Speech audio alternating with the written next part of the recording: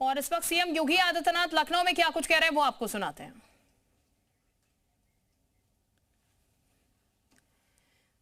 तो फिलहाल ये बता दें आपको, लखनऊ में सीएम योगी आदित्यनाथ इस वक्त मौजूद हैं। गुरु नानक जयंती पर विशेष कार्यक्रम का आयोजन किया जा रहा है। प्रकाश पर्व के रूप में जयंती मनाई जा रही है और वहीं पर सीएम योगी आदित्यनाथ इस वक्त अपना संबोधन कर रहे हैं।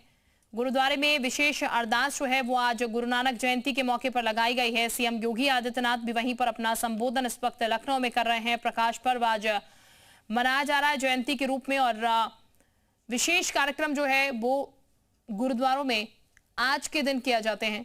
उसी कार्यक्रम में फिलहाल सीएम योगी भी शामिल होने के लिए पहुंचे हुए हैं। वहीं पर उनका संबोधन इस वक्त चल रहा है। कुछ देर में आपको वो भी सुनाएंगे सीएम योगी आदित्यनाथ क्या कुछ कह रहे हैं। ये सीधी तस्वीरें लखनऊ से इस वक्त मिल रही हैं। तो प्रकाश पर्व आज मनाया जा रहा है और विशेष तौर पर गुरुद्वारों की अगर बात की जाए तो सजाया गया गुरुद्वारों को और लगातार सुबह से ही लोग जो हैं वो गुरुद्वारे में पहुंच रहे हैं, मत्था टेक रहे हैं। शब्द कीर्तन का आयोजन गुरुद्वारों में आज किया गया है। खास तौर पर देखिए किस तरीके से गुरुद्वारों को सजाया गया है। विशेष आज व्यवस्थाएं की जाती हैं।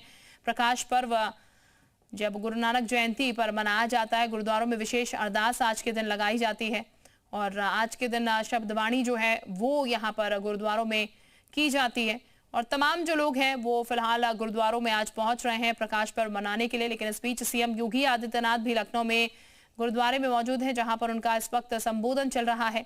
सीएम योगी आदित्यनाथ वहीं पर इस वक्त अपना संबोधन दे रहे हैं। तो गुरुद्वारों में विशेष आयोजन हो रहा है और एक खास दिन ये होता है सिख समुदाय के लिए। एक उच्च कोटि के आध्यात्मिक महापुरुष थे। उन्होंने 500 वर्ष पहले समाज के संगठन के लिए, समाज के मूल्यों और आदर्शों के लिए जो आदेश दिए थे, उस समय की व्यवस्था को सुदृढ़ रखने के लिए जो उनका आशीर्वाद और मार्गदर्शन था, उस पर ही भारत की आज की व्यवस्था हम सबको देखने को मिलती है। खासतौर पर उन्होंने उस समय जो बात कही थी और ऐसे समय में जब ये देश बाबर जैसे विदेशी आक्रांता की बर्बरता को झेल रहा था, आस्था पर प्रहार किया जा रहा था, मंदिर तोड़े जा रहे थे, बहन और बेटियों की सुरक्षा खतरे में थी, तब भी उस समय उस कालखंड में एक उच्च कोटि का आध्यात्मिक महापुरुष बिना किसी भय के, बिना किसी दबाव के, बिना किसी की चिंता के बगैर न केवल आध्यात्मिक ज्ञान से समाज को आशीर्वाद प्रदान कर रहा था, बल्कि समाज संगठन और समाज के प्रत्येक तबके के लिए उस समय उनका जो निर्देश था, जो मार्गदर्शन था, मिल बांट करके खाओ, गरीबों को अन्न दान करो, यात्रा करने के जो उनके आदेश थे, आज भी इसके दर्शन हमें पवित्र गुरुद्वारों में देखने को मिलता है। आप याद करिए कितने उच्च कोटि के आध्यात्मिक महापुरुष थे।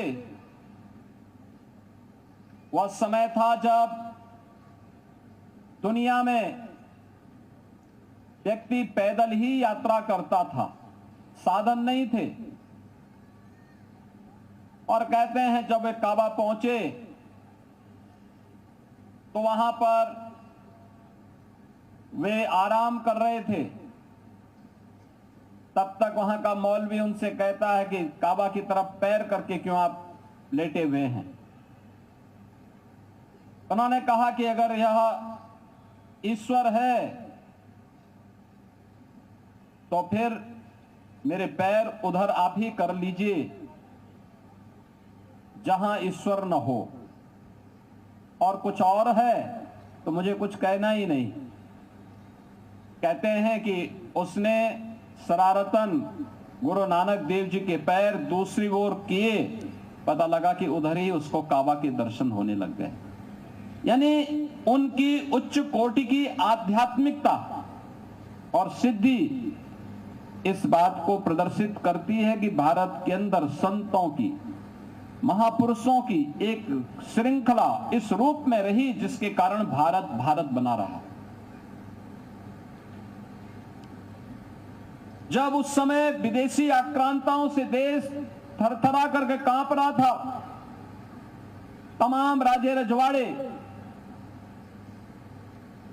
उनके सामने घुटने टेकने के लिए मजबूर हो रहे थे, तब भी एक महापुरुष हुंकार भर करके उनको ललकार करके बाबर को जावर कहने यानी जल्लाद कहने का हिम्मत करता है।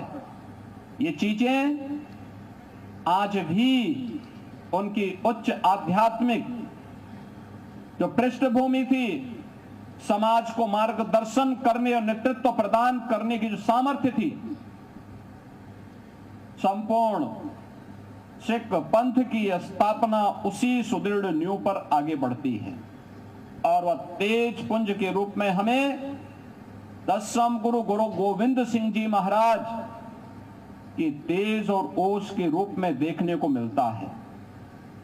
बहन और भाइयों, आज जब हम 556वें प्रकाश पर्व के अवसर पर यहां पर एकत्र हुए हैं, हम सबको मिलकर के इस बारे में संकल्प लेना ही होगा। गुरु नानक देव जी ने जाति पाति के भेद को समाप्त किया था। गुरु नानक देव जी ने मिल बांट करके समाज के संगठन को मजबूती प्रदान करने की प्रेरणा दी थी। ऐसे कौन से कारण हैं कि हम जब देखते हैं पंजाब में तराई के क्षेत्र में अपने, वहां पर भी हमारे को सिख बंधु धर्मांतरण करते हुए दिखाई दे रहे हैं। हमने ये तो सुना था बचपन में कि पंजाब में हर परिवार का एक व्यक्ति जो सबसे बड़ा पुत्र होता था वह सिख पंथ के लिए समर्पित होकर के कार्य करता था, वही सिख बनता था। लेकिन मैंने सिखों के धर्मांतरण की बात को सुना नहीं था, लेकिन आज देख करके दर्द होता है। हमें सख्ती से इस प्रकार की दुष्प्रवृत्ति को रोकना होगा। दूसरा, अगर कहीं कोई खामी है उसके परिमार्जन के लिए अपने आप को तैयार करना पड़ेगा। याद रखना, जब खालसा पंथ की स्थापना गुरु गोविंद सिंह जी महाराज कर रहे थे, उन्होंने उस समय देखा होगा देश के अलग अलग कोने से उन लोगों को अपने साथ जोड़ करके पंच प्यारे के रूप में उन्हें सम्मानित किया, जिन्हें कभी किसी न किसी प्रकार से लोग बाहर करने का प्रयास करते थे। विदेशी आक्रांता या कोई विधर्मी तभी हमारे यहां सेंध लगाता है जब हम स्वयं उस प्रकार की स्थिति को प्रस्तुत करने या उस प्रकार के अवसर प्रदान करते हैं। हमें कोई भी ऐसा अवसर नहीं देना होगा। और मैं खास तौर पर लखनऊ के अपने जितने भी सिख बंधु हैं, उत्तर प्रदेश के शेष अन्य लोगों से भी कहूंगा, वे जाएं लखीमपुर खीरी में, पीलीभीत में, रामपुर में, शाहजहांपुर में, उधम सिंह नगर में जाएं, देखें थोड़ा, अगर कहीं कोई खामी है उसको दूर करें, सबको जोड़ें, एकजुट होकर के जो सिख गुरुओं का आदेश है, जो उनका निर्देश है, उसको हमें अगर प्रभावी ढंग से आगे बढ़ाना है तो गुरु परंपरा के अनुसार अपने संस्था और संगठन को भी उतना ही सशक्त बनाना होगा। आज के इस अवसर पर एक बार फिर से मैं आप सबको प्रकाश पर्व की और प्रदेशवासियों को भी प्रकाश पर्व की हृदय से बधाई देता हूं, अपनी शुभकामनाएं देता हूं और विश्वास करता हूं कि यह वर्ष नवम गुरु तेग बहादुर जी महाराज का 350वें शहीदी वर्ष भी है। ये कार्यक्रम देश के अंदर बड़े उल्लास के साथ आयोजित हो रहे हैं और आज मुझे बहुत अच्छा लगा। प्रातः काल मैंने जब समाचार पत्रों को देख रहा था, मुझे बहुत अच्छा लगा कि ननकाना साहब में भी कार्यक्रम आयोजित हुए हैं। हमें याद रखना होगा, मजबूत रहेंगे तो याद रखना हर कोई आपकी आस्था का सम्मान भी करेगा और उसी मजबूती के लिए हमें कार्य करना होगा। सिख गुरुओं के त्याग को, उनके बलिदान को, सिख क्रांतिकारियों के और उन महापुरुषों के जिन्होंने देश और धर्म के लिए अपना सर्वस्व न्यौछावर किया है, उन सबको नतमस्तक करने का अवसर एक प्रेरणा दिवस है। प्रकाश पर्व की आप सबको, पूरे प्रदेश वासियों को मैं हृदय से बधाई देता हूं, अपनी शुभकामनाएं देता हूं। बोले सो निहाल, बोले सो निहाल।